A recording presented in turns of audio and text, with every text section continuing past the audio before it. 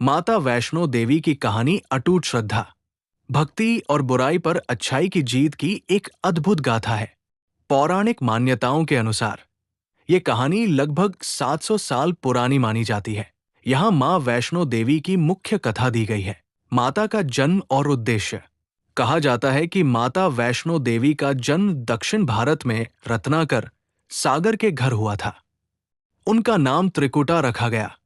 वे भगवान विष्णु की परम भक्त थी और उन्होंने बचपन में ही निर्णय ले लिया था कि वे भगवान विष्णु से ही विवाह करेंगी।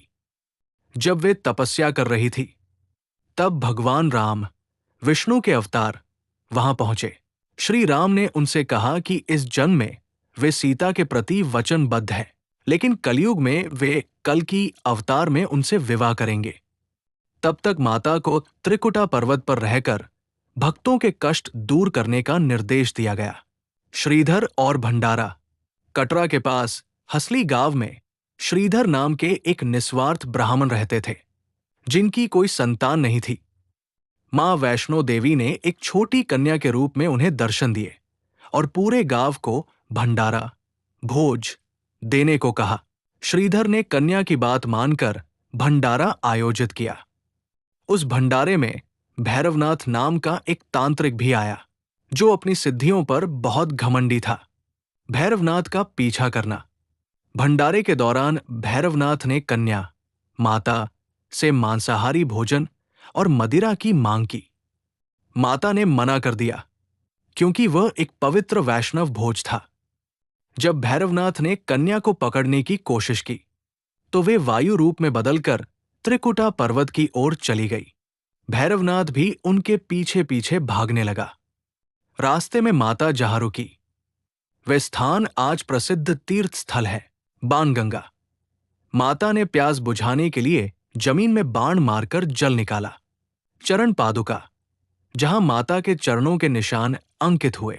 अर्धकुंवारी, यहां माता ने एक गुफा, गर्भजून में 9 महीने तक तपस्या की। भैरवनाथ का वध और मोक्ष।